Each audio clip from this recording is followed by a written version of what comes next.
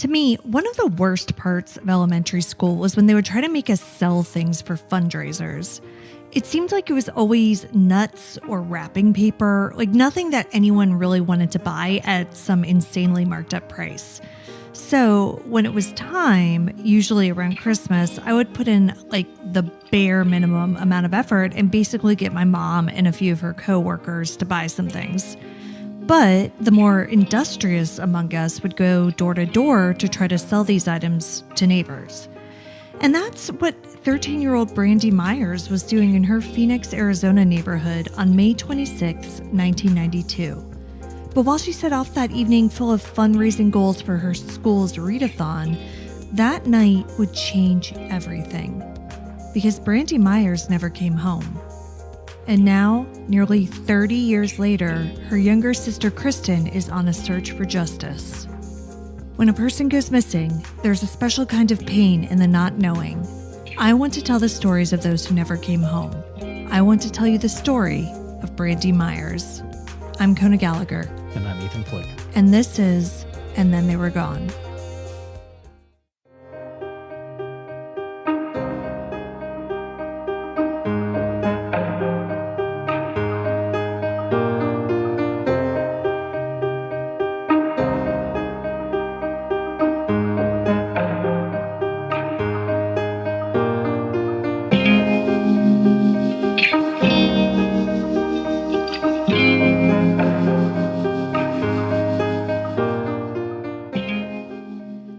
So did you ever have to sell things when you were a kid? So I remember getting all of the flyers. The flyers, yeah. But I don't believe we ever actually did anything with it.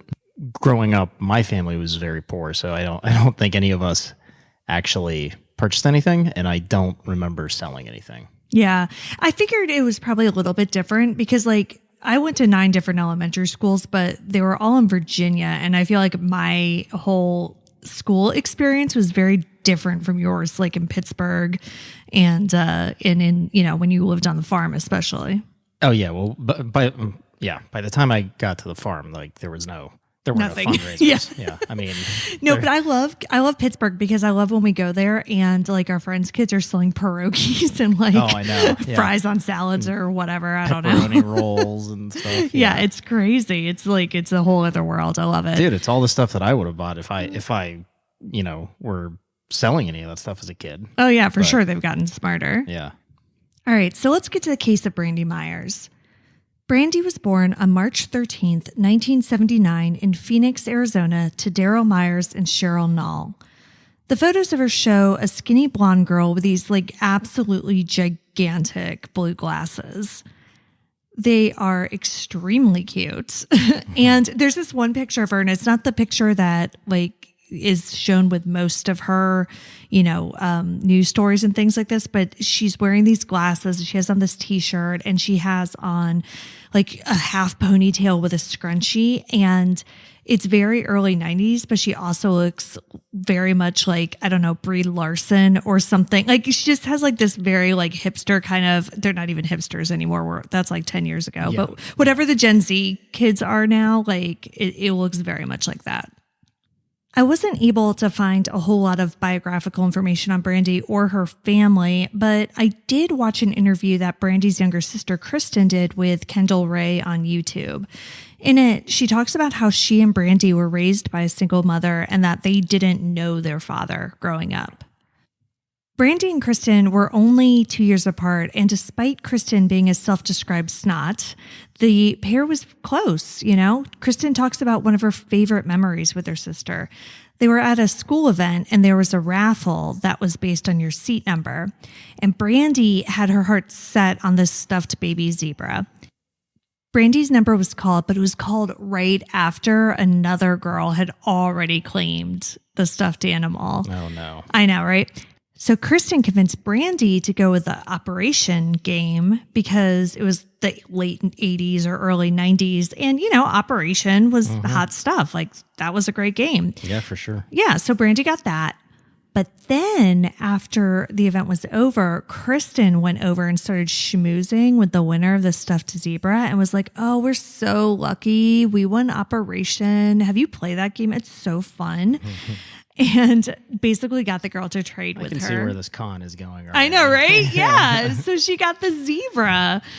And, I wanted to bring that up because Kristin, she was a good sister. Like, even if she didn't always say or do the exact right thing, she was a good sister to Brandy when they were kids. And she's even more of an amazing sister now. What's the age difference? You 2 years. 2 years? Yeah. So 79 and 81? Thereabouts, yeah. So that's the exact same age difference between my brother and I. Oh. Yeah, same years. Yeah. And oh God, no. Right. No, I know. It was very violent with you guys. Yeah, no. There was not a lot of love until we got older. Yeah, and so I think, because they were girls, maybe there wasn't as much physical, whatever. But it just sounded like an extremely typical relationship between siblings that are only 2 years apart. They hung out together, they played together, but she got on her older sister's nerves and vice versa, and they fought, and it's just what you would expect. Maybe not with knives running around the kitchen. Maybe, but maybe not. You never know. Yeah. So, in fact, a lot of this story is actually going to be more about Kristin, because unlike most of the stories that we tell on this podcast, at this point, the case of Brandy Myers isn't much of a mystery. Instead, it's a search for justice. It's the quest of a girl who lost her best friend when she was 11 years old, who is trying to find justice despite seemingly insurmountable obstacles. So I'm going to come out and say it right here at the top of the episode. Brandy Lynn Myers is dead. She has been dead since 1992. She is not coming home. And we're sure of that. Well, her family is sure of that. Even the police are sure of that. But I'm assuming that since this is a missing persons case or a missing persons podcast, there's no body. Correct. Brandy Myers has not been found, and she has not gotten justice. And that's something that her baby sister, Kristin Thelen, is trying to change. So let's go to the day that Brandy disappeared, May 26th, 1992. I mentioned in the intro that she was going door to door selling things for a school fundraiser, and that isn't exactly accurate. A lot of sites report it that way, but she was actually getting people to pledge money for her school's Read-A-Thon. So basically, people would pledge a dollar amount for each book that Brandy read. Apparently, the prize for the student who raised the most money was a trip to the zoo, and Brandy really wanted that prize, so she was driven. Brandy would usually take Kristin with her, and they would go door to door around the neighborhood trying to collect pledges. May 26, 1992 was no different. The girl's mother was away, so they were being watched by a babysitter. According to Kristin, the babysitter didn't actually do much babysitting. Much later, Kristin found out that the babysitter was actually using drugs, so the kids spent a lot of time playing outside alone, basically, while they were in her care. That day, Brandy was likely making her final push for pledges, and she was apparently only $6 away from her goal. She asked Kristin to come make the rounds with her again, but Kristin didn't want to, because a boy she had a crush on was coming by, so Kristin wanted to stay and see him. At 12? 11. At 11? Yeah. You're trying to tell me you didn't have crushes when you were 11? Oh, well, I'm sure I did, but I had a really messed up childhood, so. I think that's pretty normal. Okay. Well, the only reference I have is outside of my experience is either yours or what our kids are going through. Mm-hmm. So, and I feel like our kids don't have crushes yet. Well, they're also not in school because we're in a pandemic. Fair enough. So Kristin told Kendall Ray that she was mean about wanting to stay behind. She called Brandy a nerd and said that she couldn't be seen with her. And Kristin was just an 11-year-old being a butt to her sister, but those ended up being the last words she ever spoke to her. That's tough. It is. I mean, again, she obviously didn't do anything wrong. She was 11 years old. Like, I mean, God, I said a lot worse than my brother. Exactly. But I mean, when that ends up being the last thing you ever say, and it's 30 years later, I mean, she's thought about that. I'm sure. Yeah, every single day. The girls lived on the second floor of an apartment building, and Kristin says she was hanging off of the balcony when Brandy left, which is I literally remember living in Florida when I was a little kid, and we lived in an apartment building, and actually it might have been Richmond. Either way, I remember kids would do that. They would hang off of the second floor balconies, and some of them would jump. Yeah, totally. I mean, my dad lived in apartment buildings that had fire escapes. Those old metal fire escapes out the back. Yeah, I mean that was our playground. So when Kristin was hanging off this balcony and she saw Brandy leave, she saw her walk through a copse of trees and head toward the single-family homes nearby. She said that in that moment, she had this feeling in the pit of her stomach that something bad was going to happen. But she never could have imagined what that actually was. A few hours passed. It was starting to get late, but Brandy hadn't returned. The babysitter was getting worried at this point, but, figured that Brandy would show up before her mom got home. But when Cheryl returned home, there was still no Brandy. They all set off looking for her and started asking neighbors, but no one had seen the 13-year-old. Cheryl became especially worried because Brandy was very trusting. She had also been diagnosed with having brain damage, so she was especially vulnerable. What was the brain damage from? I don't know. That's never elaborated on in anything that I've read. But it just says that she was diagnosed at some point with brain damage. And so, again, she was very trusting, very vulnerable. So it didn't go into the details of what the no, so I don't know if it was something she was born with or if it was due to an accident of some sort. Or what her behavioral tics were or anything like that due to it. Okay. When they couldn't find Brandy, Cheryl called the police. They mobilized and a search for the young girl began. Early on, there was a tip that sounded promising, but that may have ended up wasting precious time and sent police looking in the wrong direction. A little girl in the neighborhood said that she had been with Brandy. At some point, they walked together to a convenience store where the little girl went inside to use the bathroom while Brandy waited in the parking lot. When she was finished, she said that Brandy was gone. So is this girl familiar to her sister? Yes. So just another neighborhood kid. Yes. That they went to school together and hung out with. Well, that's the thing. It doesn't sound like they did hang out together, which is one of the reasons why Kristin never really understood. This whole thing never really made sense to Kristin. Okay. And we'll get into that because it is very strange. But this witness account became so pervasive that when you look up stories about Brandy, most of them mention that she was last seen at this store. But according to Kristin, again, and this is in that Kendall Ray YouTube video interview that she did, Kristin says this never happened. Apparently, like I said, it never sat right with her because it was completely out of character for Brandy. Brandy was really focused on this read-a-thon. Like I said, I mean, she was going night after night to go and get pledges. And the convenience store was in the complete opposite direction of where Kristin saw Brandy heading when she left their apartment. Plus, apparently this girl used to pick on Brandy. So Kristin didn't even understand why Brandy would have been hanging out with her in the first place. Yeah, but you also said that part of the thing was that she was overly trusting. Right. Yeah. No, that is a good point. During the police investigation, did they look at any surveillance tape that the store might have had? It doesn't sound like there was any. Kristin actually says that she confronted the girl. It sounds like it was a lot later, though. And the girl said that she doesn't even remember saying this story. Yeah. So how old did you say the girl was? I don't know how old the girl was. Yeah. I don't know if she was, but I mean, around their age, 11, 12, 13, somewhere kind of in that general. So she could have been making it up, but to what end, no one knows. Well, Kristin just honestly thinks that she made it up to get attention.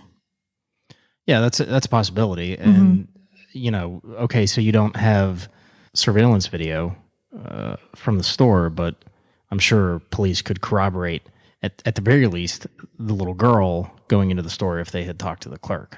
Yeah, you're right. You're absolutely right. And I mean, it sounds like maybe she did go in, but again, like nobody in the store ever saw Brandy in the parking lot or anything like that. Yeah. So that part of it at least was definitely never corroborated. But it was kind of all they had, Yeah. And when they were trying to kind of come up with this timeline, they had her leaving, and then they had a couple neighbors say like, "Oh yeah, she knocked on our door," and then you have this little girl saying later that they were at this convenience store together, and that just kind of became known as her last narrative. Her last known sighting. Yeah. And it's to this day part of the narrative. But, whatever her motivation, whatever it really was, it sent police literally in the wrong direction. And because it doesn't seem like Brandy went anywhere near that store. So unsurprisingly, the search yielded no results that night. But 2 days later, the police made a horrifying discovery.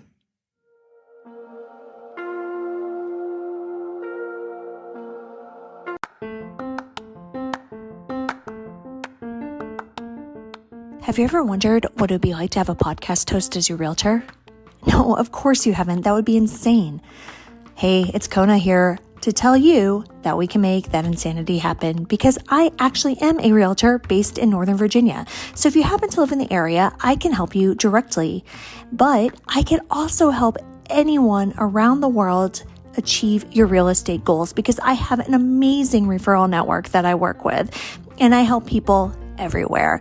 I also offer special incentives to veterans, to active military members, to AARP members, and so many more people. So if you are interested in buying, selling, renting, whatever it may be, all you need to do is go to my website, callkona.com, and we can connect. And I promise I will also give you all of the tea and all of the background info on this podcast if you want to. So again, that's callkona.com if you need real estate. So let's get back to the episode.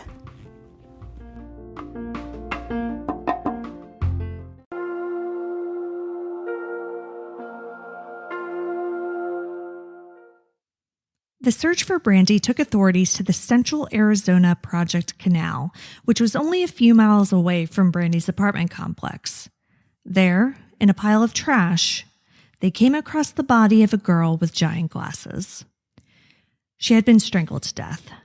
Authorities, of course, thought that they had found Brandy's body. The girl was around the same height and weight as the missing 13-year-old, but terrifyingly, it wasn't Brandy Myers. It was a completely different murdered girl. So I'm assuming we're going to get into the details of her before I start asking questions. Absolutely, because I think it's really important that we do take some time to talk about this victim, because as much as this episode is about getting justice for Brandy Myers, like it really needs to be about her as well. Well, sure, especially if this is a serial killer. Right. Yeah. After police determined that the victim from the canal wasn't Brandy, they, of course, started to try to figure out who she was. They searched missing persons reports, but nothing. No one had reported this girl missing. Police searched for months, but couldn't find answers. Eventually, she was buried as a Jane Doe in the Twin Buttes Cemetery in Tempe, where she would remain without a name for nearly 20 years. But in 2011, a grant would help this girl get her name back. Maricopa County received a $138,000 federal grant to fund research into unidentified deaths. For Dr. Laura Fulganiti, a forensic anthropologist for the county's medical examiner's office, they knew that the girl from the canal was one of the unidentified victims that they needed to investigate further. So in March of 2011, she was exhumed. Investigators already knew that no missing persons reports had been filed for anyone matching Jane Doe's description, so instead they started looking at reports of runaways between 1989 and 1992 when the body was discovered. So here we're running into the same issue that we've been running into over the last couple of episodes. Runaways versus missing persons, missing children. And how they're treated differently and how cops just don't look for runaways. Right. But in 2011, they sifted through 1,600 reports and narrowed those down to 100.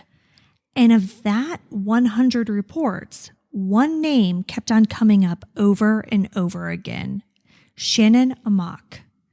Shannon had run away 40 times between 1989 and 1991, but after 1991, the reports stopped. And the reason the reports stopped and just Shannon's life in general made me close my eyes and take several deep breaths when I was reading about it. Shannon was born in 1976 to a 16-year-old mother. She was the product of a sexual assault. Her mom tried to raise her, but ended up turning Shannon over to Child Protective Services when she was 3. From there, Shannon was quickly adopted by a family who lived in Flagstaff, Arizona. But what should have been her happy ending most certainly was not.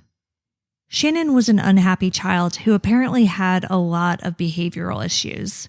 When she was 10, she was already running away and having run-ins with police, so her family sent her to a therapist. During one of her sessions, the psychologist asked Shannon what she would want on her tombstone if she were to die. Shannon replied that she would want it to be blank because no one cared for her while she was alive, so why would anyone care when she was dead? Why? Why would you ask that? So it sounds like it was kind of a scared straight kind of thing almost because Shannon had already been getting into trouble with the law and was, running wild, running away, doing all this stuff. So it sounds like it was kind of well, if you keep on doing these things, you're going to die. And so what, what would you want your tombstone to say? I don't know. Yeah. That's just kind of what I inferred, but I'm not sure. Well, it doesn't sound like that's going to get to the root of any problems, but I mean, I guess if the root of the problem is that she feels that she's unwanted or unloved, then maybe you start asking questions about the adopted family right. and what who've had her since she was 3. Right, and how they've been treating her. Yeah. I don't know how they were treating her and what this family was like, except for the fact that 2 years later, when Shannon was 12, her adopted parents, who had been raising her since she was 3, like we just said, and I just need to say that again, decided that they had had enough. So they returned their 12-year-old daughter to CPS and just pieced out, I guess. Look, we're not in their shoes. We didn't go through anything that they went through, but what the fuck? She was their daughter. Listen, I know, and I'm not an adoption expert, nor do I claim to be one. But, I do know that broken adoptions are a thing and that, sometimes an adoption it happens, but then it doesn't work out. But 9 years, they raised this girl from the age of 3 to 12. Yeah. I can't even wrap my mind around that because no, neither can I. You're her parents. Yeah. This isn't some legal arrangement. You have at that point all of the rights and responsibilities of her biological parents. Yeah. And they just said no and dropped her off. So shockingly, things didn't get better for Shannon, who then started bouncing between various foster homes and group homes. She continuously ran away and basically had contact with the police on a weekly basis for years. In early 1992, she was released from the Adobe Mountain Detention Center and sent to live at yet another group home. Shortly thereafter, around April of 1992, Shannon ran away yet again. She was reported missing, but her case was never followed up on. Now, at this point, your question may be, what do you mean her case was never followed up on? She was in the care of the state. There are rules about these things. Yeah, all things that I've said previously, but it does not surprise me because, look, the CPS system, the child welfare system, is just terrible. There's no other way to say it. It's terrible. We just talked about it this past week. I was 22 when I was a social worker, and I was making decisions to remove kids from homes, and that's who they put out there. Yeah. With very little training. It doesn't surprise me that this kid would get lost in the system or out of the system, really. Well, so that's what was super crazy to me, is that it wasn't that she got lost in the system so much as she got thrown away by the system. Right. So this is how the state treated this situation. Much like Shannon's adopted family threw up their hands and just said, "We give up," so did the state. When Shannon didn't show back up after she ran away, Arizona Child Protective Services petitioned the court to relinquish their responsibility since she had run away so many times. What judge would agree to that, though? This judge, and I don't know the judge names, but the court granted this petition, so no one in the entire world was looking for Shannon, who had just turned 16 years old. As Detective Stuart Summershow of the Phoenix Police Department's Missing Persons Unit put it, quote, "She was tossed aside in death as she was in life," end quote. Shannon was eventually positively identified through DNA. Her biological mother still lived in Arizona and submitted her DNA to police. So while Shannon has had her name back for the past decade, no one has been arrested for her murder. But hopefully that will change, because a lot of people think that Shannon and Brandy are connected.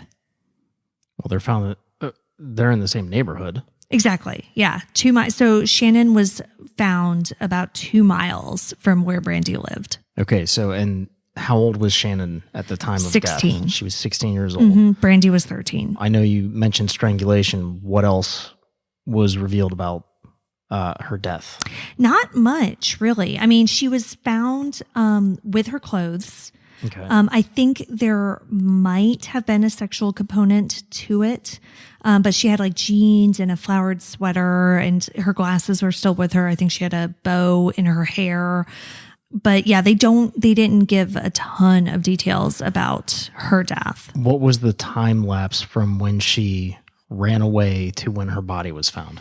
I believe it was a few months from that last report to when she was found.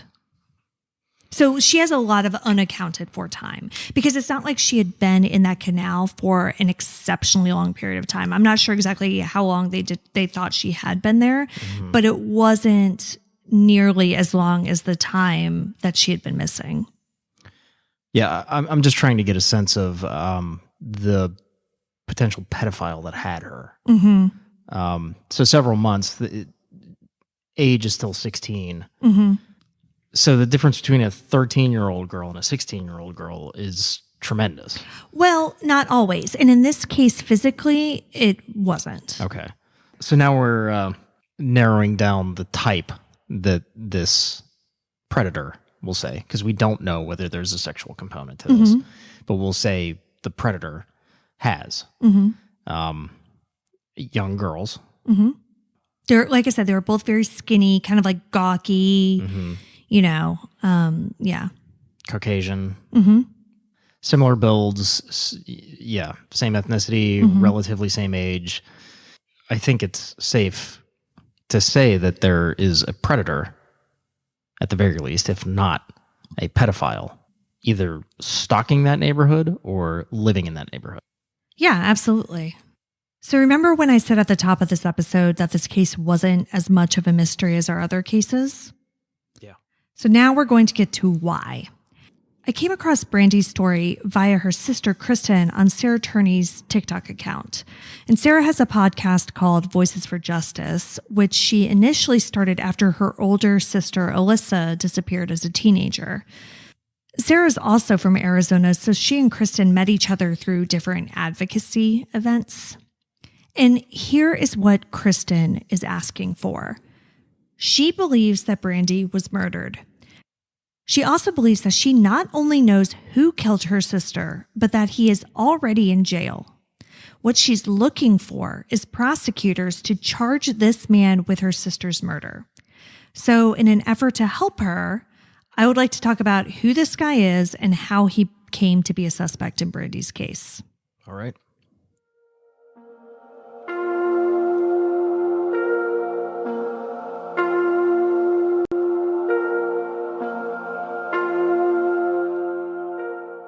Shannon wasn't the only victim who was found in the Central Arizona Project Canal. In 1992, Angela Brasso, who was 22 years old at the time, went for a bike ride around the canal. She never returned home. Shortly after her disappearance, a headless body was found near 25th Avenue and Cactus Road in Phoenix. 11 days later, a head was found in the Arizona Canal. It was identified as Angela Brasso. So 22. Mm-hmm. Okay, so he doesn't necessarily have. Yeah. And I thought that was interesting too. Because, and I've only seen like one picture of her, but I mean, she doesn't look like the other victims. I mean, she is a Caucasian female, right? But she's 22 and she looks like she's 22. She doesn't look, young for her age or anything like that. Then, just 10 months later, in September of 1993, 17-year-old Melanie Burness also went for a bike ride. Her body was found the next day in the Arizona Canal. Now, DNA was still in its infancy back then in terms of law enforcement, but authorities were able to tie the two murders together because the suspect had left DNA on them. Do we know what type of DNA? No, with these kind of older cases, like they're very vague when it comes to stuff like that. I think it was semen, but they don't come out and say that.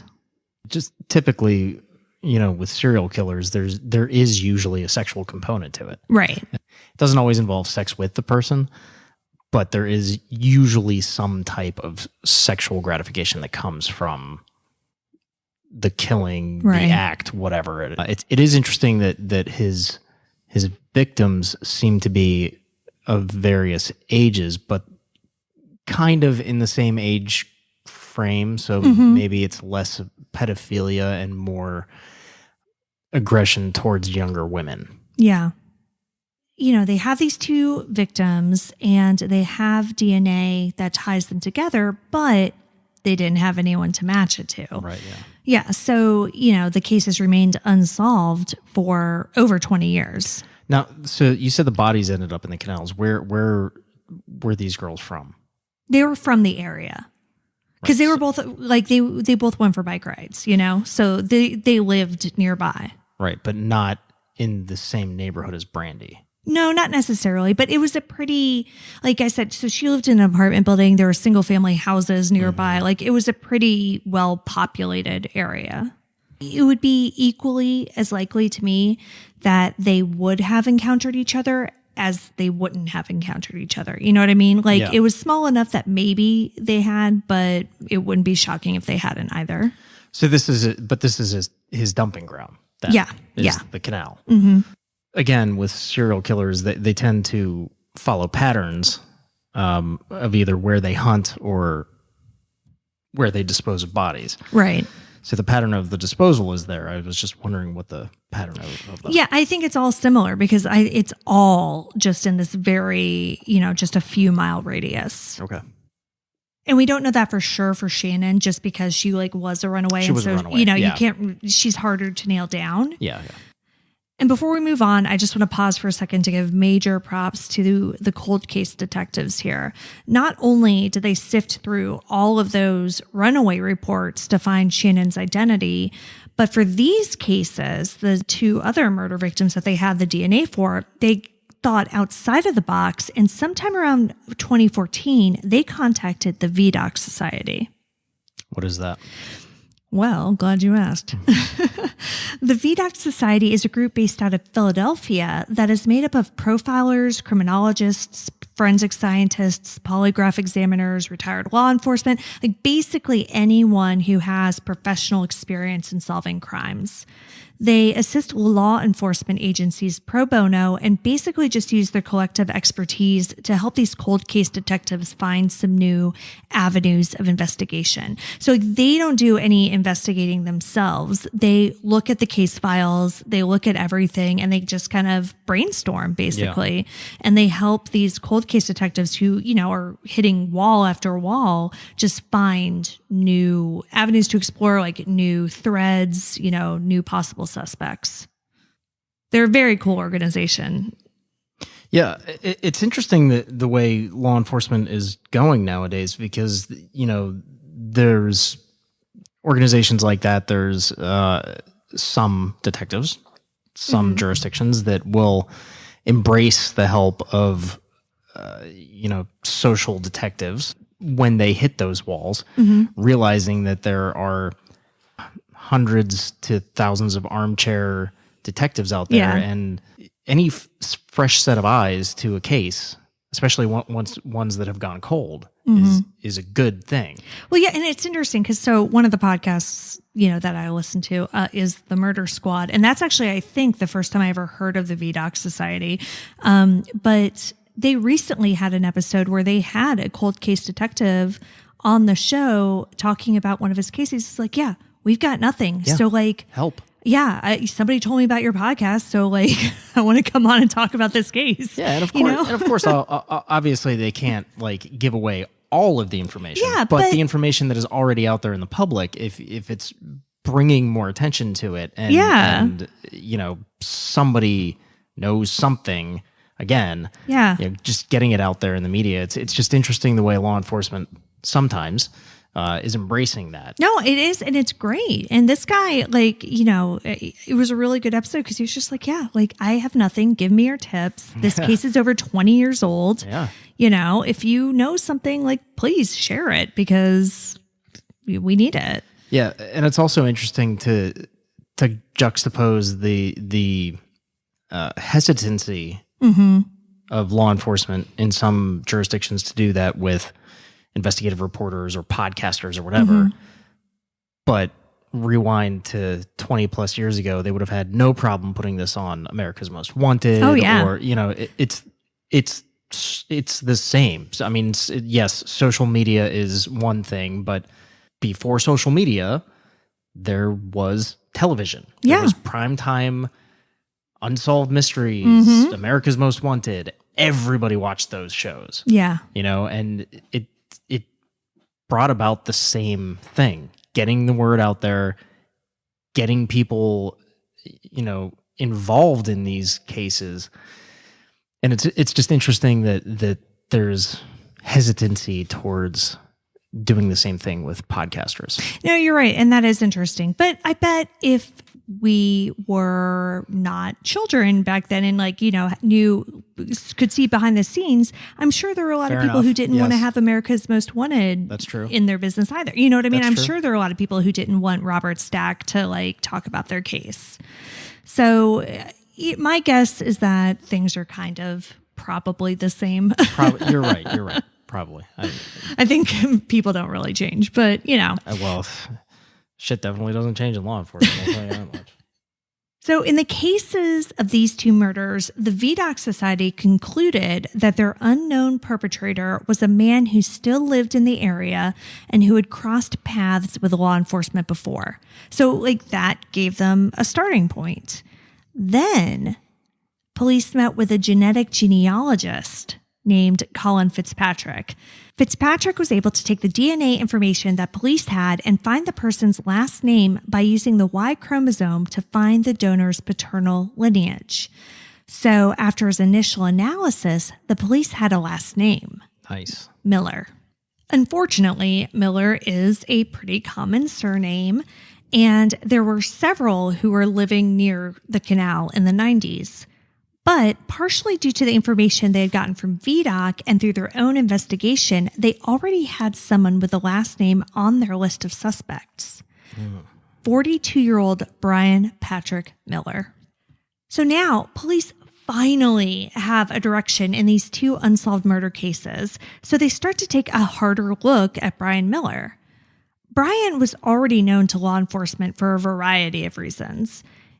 In 1989, when he was just 16 years old, he stabbed an 18-year-old woman in the back as she was walking to the Paradise Valley Mall. The woman survived, and Miller pled guilty to attempted second-degree murder. He ended up only serving about a year in juvenile detention before being released when he turned 18. So this is the start of his type. Right. And it's interesting because, so this was an 18-year-old woman, and most of the reports say that he was 16 at the time. Some say that he was 15. So I think it might have been like close to his birthday or something like that. But in any case, young, 15, 16 years old, when he stabs a stranger in the back. Yeah, and his aggression is directed towards women, generally speaking, around that age. Mm-hmm. I'm wondering, is it coming from being the son of a young mother, or maybe there was an older sister that was abusing him? I don't know. I couldn't find a whole lot of information about his life, although in the 90s, when these murders were taking place, he was living with his mother. So we have a real Norman Bates situation going on here. Well, maybe. I think his mother was alive, to be sure. Okay. But this wasn't Miller's first trouble with the law, right? He didn't just go from zero to stabbing a woman in the back. He had been in and out of trouble prior to this. In fact, he had just been released from juvenile detention for criminal damage in March of 1989, and the stabbing took place just 2 months later. So his criminality is progressing. Absolutely. And the people at the juvenile detention center saw that. While he was in detention before the stabbing, he was given a treatment plan. And according to an article in AZ Central, it said in part, quote, Miller managed his feelings through fantasy and escapism, and it described him as emotionally immature, frustrated, angry, destructive, impulsive, and depressed. So, the basic workup of every serial killer. Yeah, basically, that's go watch Mindhunter. That's exactly what they describe. Yeah, it's crazy. And the plan said that Miller needed to, quote, work through major issues dealing with sexuality, end quote. And a juvenile court judge had strongly recommended he be considered for the juvenile sex offenders program. Probably stemming from sexual abuse that had occurred to him. Right. And that's all. I have no idea. Pure speculation. Yeah, absolutely. Sure, but it fits the bill. Right. And especially, and I do find that interesting because at that time, like I said, he was in juvenile detention for criminal damage. It wasn't anything sexual or like that. So the fact that... But then there was behavior within the juvenile detention system that triggered them to realize... something else is going on here. He's not just some punk who spray painting graffiti or whatever criminal damage means, you know? And it's not clear whether he was actually enrolled in this juvenile sex offender program. It's not clear if that ever happened, if he ever received any sort of treatment or any diversion or anything. Then in 2002, Miller was living in Washington State. And so this is, we're talking 10 years after all of this happened. So he stabbed this woman in the mall in 89. These murders, which at this point he's not connected to, happened in 92 and 93. So fast forward, 10 years, and he's living in Washington State. And on May 23rd, 2002, a woman named Melissa Ruiz Ramirez was walking in Everett, Washington, when a man pulled up in a car. She recognized him from her friend's apartment complex, so when he offered her a ride, she said yes. And, they had a chat in the car, but he kind of said some creepy things about, it being dangerous for women to, walk alone, kind of stuff like that. So somehow he got her back to his workplace. He took her to his workplace and stabbed her in the back with a 12-inch serrated knife. Jesus. Yeah.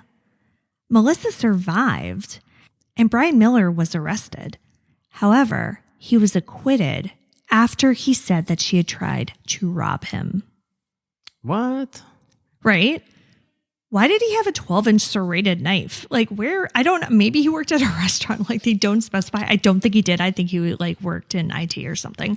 But I don't. And I couldn't find any more details about this case. But yeah, he was like, oh no, she tried to rob me. So I stabbed her in the back with a 12-inch knife. Well, yeah. So how did he end up, stabbing her in the back versus the front if she's trying to rob him? And did she have a weapon? Like, Doesn't sound like it. Did she just give him the finger gun and say, this is a robbery? Yeah. Yeah. Stick up, give me your money. I have no idea. But whatever tale he spun worked. The jury bought it, or the judge, I guess, depending on if it was a bench trial or not. But wow. After his acquittal, Brian moved back to Arizona. While initially he led a quiet life back there, he wouldn't always. And I just know how you're going to react to this. Brian became known around Phoenix as the zombie hunter. What? Yeah. This dude bought a decommissioned police car and covered it in decals and fake blood. Oh my. He would dress up in costumes and market himself as the zombie hunter on Facebook. He'd make appearances at conventions and comic book shops. Okay. Yeah, and listen, this is in no way meant to disparage the cosplay community. Like, we have a lot of friends who do this. Yeah. They're totally normal people and not serial killers, and they're very cool and, whatever. But this fucking guy... All right, so I've got to show you like a picture before we even go any further. Okay. All right, so I'm about to show you two pictures. One is just a picture of him. He's in a t-shirt, glasses, whatever. And then the other one is a picture of him in his zombie hunter vehicle. Oh, wow. Not really sure where to go with this. Well, that's frightening. Can you talk about what you're seeing? Because like that top picture, like scared the crap out of me when I was researching this. Because, I found that picture after I had read about all these murders and the beheading and all of this stuff. And then I saw that picture. I was like, what the hell is this? Yeah. So he's got what looks like an old Crown Vic. And then he has put like an external cage over the front windshield. He's got some sort of mannequin head in the back. Presumably that's a zombie. He is dressed in, it looks almost like a World War I helmet, and then has this very bizarre face mask with goggles on. And he has, here, I'll show you another picture because there's another one where he has like a bazooka or something. Like, I don't know what that thing is. It looks like a Nerf gun. Well, it doesn't look like a Nerf gun because Nerf guns are like orange and blue. And well, I mean, he's done some modifications to it, but but it's huge. Yeah. Maybe it's a converted tear gas launcher. Also with modifications to it, but I mean, hey, look, if he were just a cosplayer, like, great cosplay. Right. And that's how the people of Phoenix saw him, right? Because like I said, he would go to Comic-Cons and things like that and just do this thing. But it's like looking at it in context. And the thing that I found especially chilling about that first picture I show you, and again, all these are going to be on our website so you can see them. But there was not only fake blood on the outside of the car, but there was a handprint. Yeah. Like that handprint. So I don't necessarily think that he's using his cosplay vehicle to hunt. No. humans. I honestly think, I don't think that at all. I really don't. I think that, not that necessarily they're completely unrelated because like it's all probably intertwined in some deep Weird pathology or whatever. Yeah. But no, I don't think that he's like going around, hunting ladies instead of zombies or anything like that. I don't think it's like that. I think it's more of a kind of a double life situation. Sure. And what's crazy to me is, all of this, like literally all of this, obviously. But this man, Brian Miller, who had been convicted of stabbing one woman and acquitted of stabbing another, had a teenage daughter. Oh, my. And not only that, he had won sole custody of her in 2008. So in 2015, she was about 15 years old and living with him in a house that was described by police as a hoarding situation. All right, but let me back up a little bit. So the police have the zombie hunter in their sights, but like no real proof, right? So they have the genealogist who gave them the last name Miller and said that, he lived nearby, he was still in the area. And that came from the Vidocq Society. And there was a man who had kind of always been on their long list of suspects who fit that description. It was Brian Miller. But they don't have any real proof at this point. They need his DNA so that they can test it against the DNA found Directly on the link two it. canal victims. And this brings me to a third reason why I love these cold case detectives. They made up some bullshit and got his DNA. So Mr. Zombie Hunter met a police officer for dinner. The police officer was posing as a security company employee who said he needed Miller's help surveilling a business that was located near Miller's place of employment. And this ding dong bought it.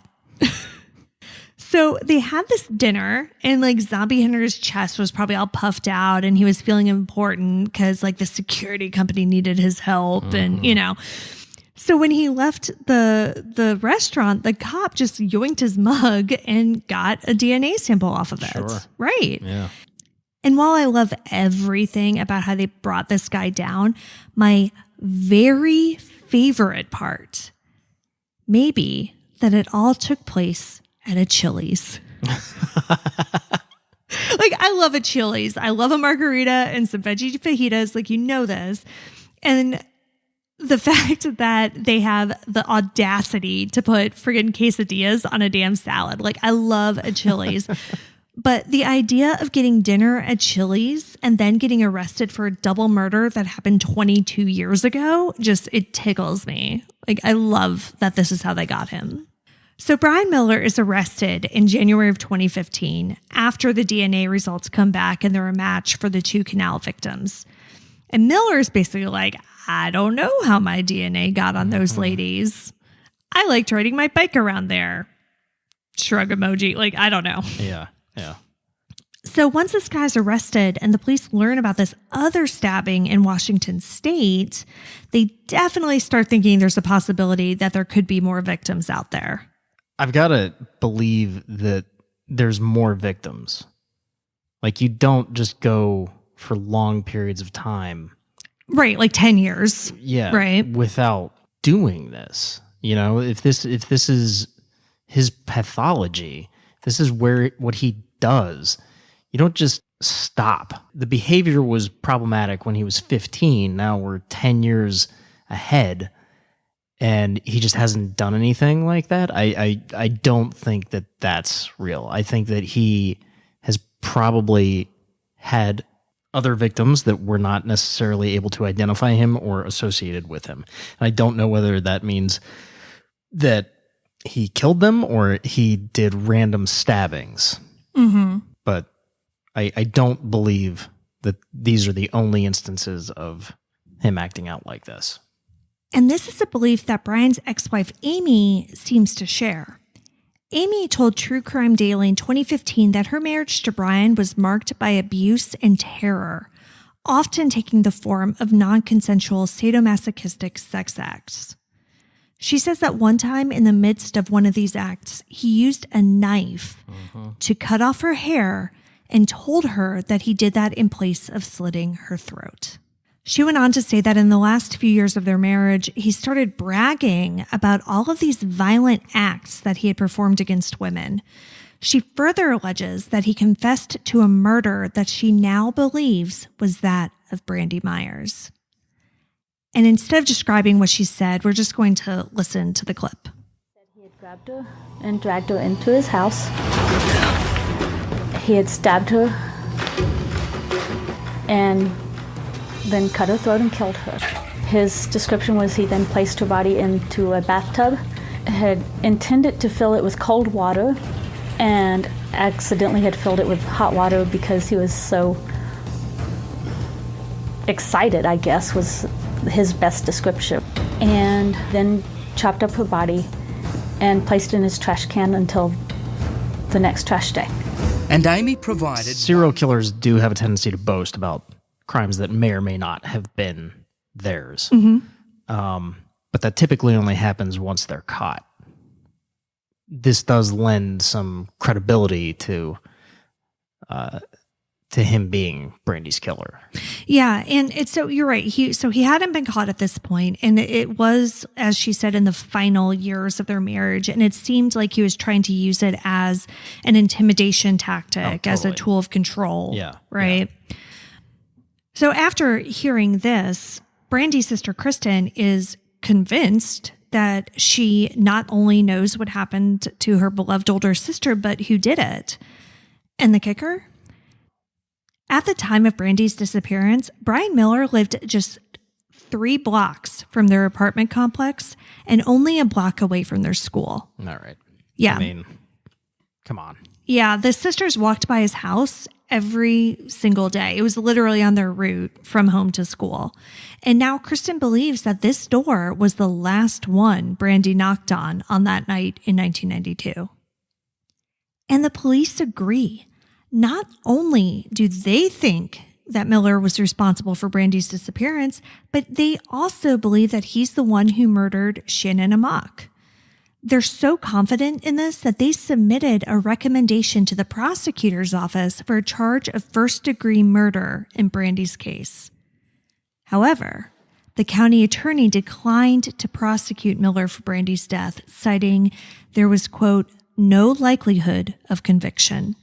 End quote. I mean, there's no evidence. I mean, the evidence that is there is circumstantial. Right. There's no direct link.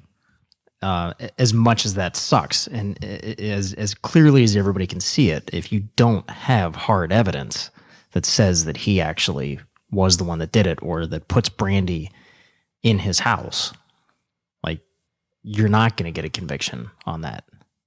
Right. And so that's kind of where Shannon's case is too, basically, because they don't have the DNA evidence that they have in the other 2 cases. But the difference between Shannon and Brandy is that Brandy has Kristin, but Shannon literally has no one who is going to fight for her. So I want to use our voice, as small as it may be, to add to the chorus of people like Sarah Turney, who I mentioned at the beginning, who knows Kristin and knows the pain of losing a sister. In fact, I want to play an excerpt of the video that Sarah Turney posted that led me to wanting to do this episode. Here I am, just one desperate sister. I'm trying to create public pressure, and I don't have any of the things that you need to create public pressure, but I know that my sister was my world, and everybody that mattered to me just died inside when she didn't come home, and I was only 11. So I just saw that on TikTok. I didn't know anything about this case. I didn't know anything about any of this. And, I'd never heard the name Brian Patrick Miller before, but it broke my heart. And I really felt the need to look into this and just talk about it, because she's just so desperately wants people to tell her sister's story. Yeah. So he's serving time right now. No. So Brian Patrick Miller is still awaiting trial for the murders of Melanie Burness and Angela Barrasso. And he's in Arizona, so this is a death penalty case. So there's still time to pressure prosecutors into including Brandy and Shannon and finding justice for these girls. And to your point, yes, there is no physical evidence that he murdered Shannon or Brandy. But how many times have we heard of cases, especially death penalty cases, where that can maybe get taken off the table Sure. if, they admit to other crimes, right? And to me, like that, the fact that this is a death penalty case is really, the one thing that kind of police have or prosecutors, I should say, have in their favor on this, right? Like that's their bargaining chip, because, I'm hoping he kind of realizes that he's going down for this and really just starts trying to save himself.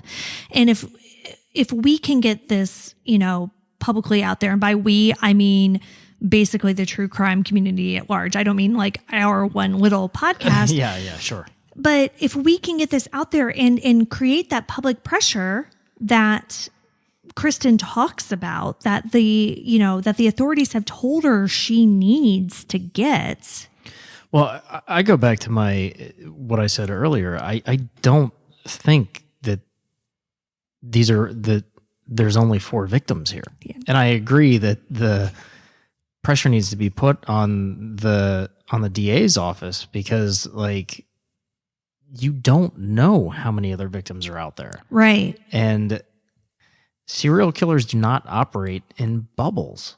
Yeah. They do not operate, they don't come in and out of committing these crimes. They may not have all been murders, because we saw earlier. Well, for several weren't. Yeah. Exactly. But there may have been other victims of stabbings, of random attacks, of random stabbings. And it escalated through the years to murder. And we see that he's got a penchant for stabbing, strangulation, and decapitation. Now, just through your research, we don't know what all of his movements were through his entire life. So there's a possibility that he could he could be linked to many other. Right, because in addition to Arizona and Washington State, he also lived in Hawaii for a time. So there's a possibility that he has crimes there, but there's nothing from Hawaii that's ever been linked to him. Right. And so that's the thing, because if you look at the timeline, so he starts this in 1989 with that first stabbing. The murders of Brandy, Shannon, Melanie, and Angela all took place in like 92, 93, right? So they were kind of clustered together at this time that he was living in this neighborhood by the canal in Arizona with his mother. Then we don't know of anything until a decade later almost in Washington State. So there could have been... Yeah, people like this don't... Yeah. They don't just stop unless there's some force exerted from them from the outside. Like you will see serial killers take breaks or stop when they get close to being caught, when law enforcement starts zeroing in on them. Right, and that did not happen at all. Right. If this guy had free reign and he is a true serial killer, which it seems as though he is, he definitely fits the profile, he's doing more than what we know of. Yeah, and we do have the cases of serial killers who have like stopped or taken a break or whatever when they got married and had families, yes, right? That's true. You saw this with BTK. Yeah. Right. So his daughter was born around 2000 because she was around 15 when he was arrested. But so let's just say that happened. And I'm not exactly sure what year he got married to Amy, but that's still several years between these Arizona murders and the Washington State stabbing. Right. And yeah, like he did get married and have a daughter, but there's several years before that are kind of that nothing happened. So he has this huge cluster between 1989 and 1993. And he's successful at it. Right. That's the other thing. Yeah. Is if you're a serial killer and you try and you basically fuck up, then we've seen evidence in other cases where they scale back or change their tactics, but he was successful. Right. So that's only going to embolden him, right? Yes, that's going to embolden him. That's going to give him the impetus to do it again, to try even more brazen tactics. Like this is not somebody that just does things randomly and then goes into hiding for a few years for no reason whatsoever. Yeah, because he was never even questioned in any of these murders. I have to believe there are more victims out there. Right.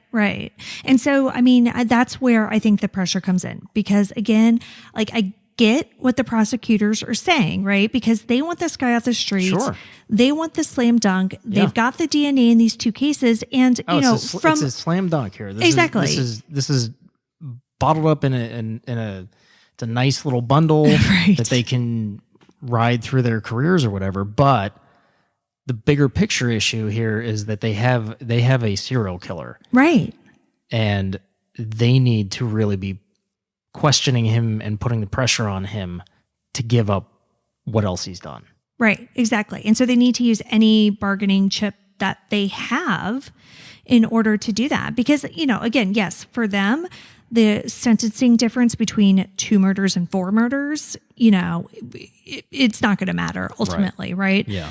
Like, he's going to go away. It doesn't matter. But you've got the death penalty. You've got, whatever else you might have at your disposal, because it's just so important and it's so crucial that they get this guy talking, that they get answers from him. And a lot of times DAs tend to miss the human aspect of this. Mm-hmm. So in their mind, they're thinking, well, they're getting this guy off the street, like you just said. Right. So in their mind, they're winning because he's no longer a threat to society. The problem with that is that there are more truths out there that need to be spoken. So maybe the death penalty isn't the best option here.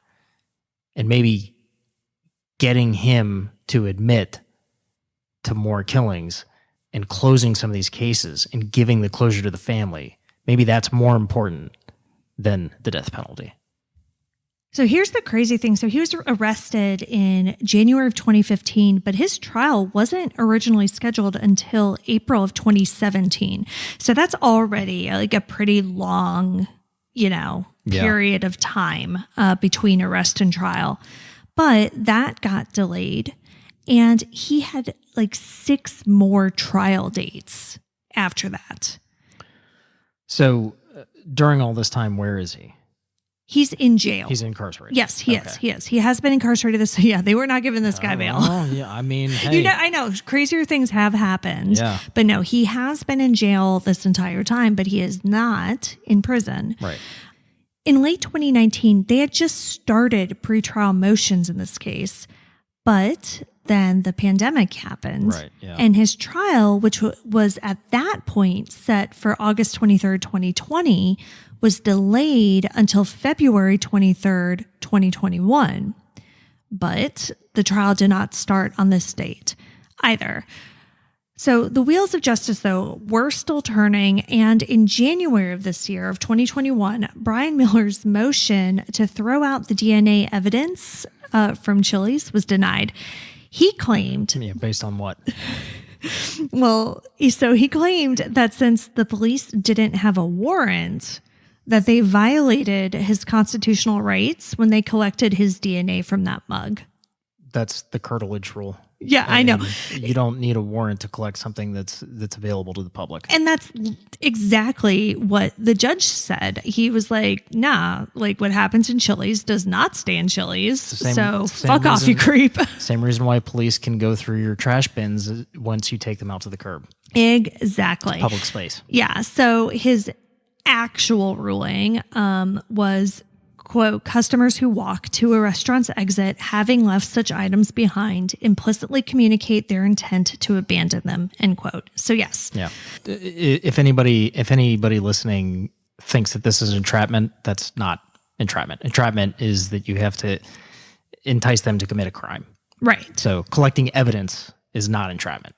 Just throwing that out there. No, that's good. I think that's good to clear up. Yes. Yeah. Entrapment involves enticing somebody to commit a crime. Right. And you know that I am always wary of like, of I guess, again, I'm very much, innocent until proven guilty. And, you got to be careful about how evidence is collected because, we've all seen shady evidence collection practices, etc. I think you just like the way it was collected. I love it so much. I love it so much.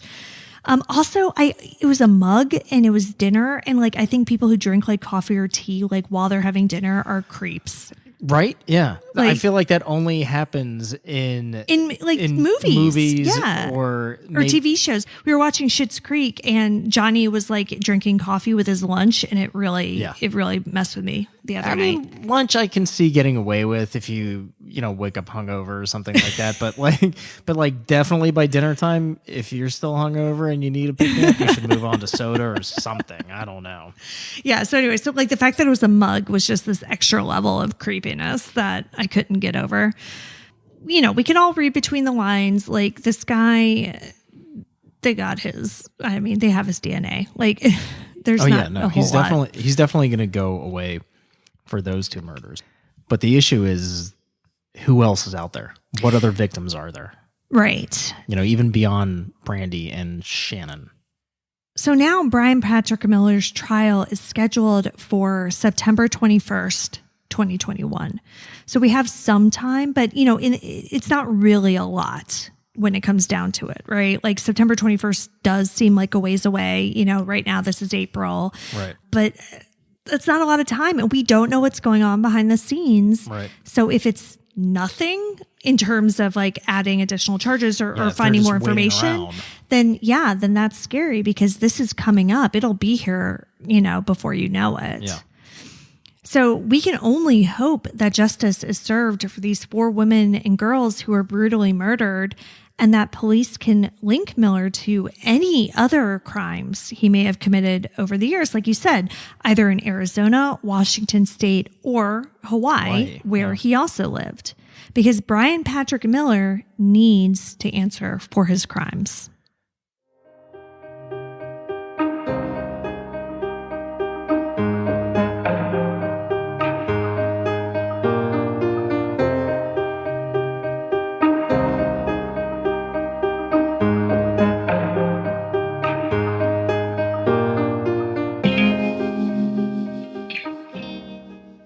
Brandy Lynn Myers went missing from Phoenix, Arizona on May 26, 1992.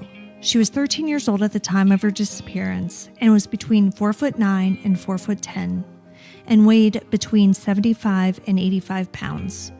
She had blonde hair, blue eyes, and scars on her upper left knee and her cheek. She wore glasses and has an oval-shaped strawberry birthmark. If you have any information about Brandy's disappearance, please contact the Phoenix Police Department at 602-261-8042. You can see all the sources for this episode along with photos and videos at our website, andthentheyweregone.com. And be sure to follow us on social, and Then They Were Gone Pod on Facebook and at ATTWG Pod on Instagram and Twitter. If you like what we're doing, please subscribe and consider leaving a 5-star review on Apple Podcasts. It will help new listeners find us. And the more people that listen, the more chances we have of bringing someone home. And we want to hear from you. You can also leave us a message at the link in our show notes, and we may play it on a future episode. But we'll see you here next week for a brand new episode. See you next week. And Then They Were Gone is hosted by Kona Gallagher and Ethan Flick. All research, writing, and editing is done by Kona Gallagher. Theme music is The Stork by Ketsa. Additional music is provided by Kai Engel. And Then They Were Gone is a Little Monster production. Hey, you can do it!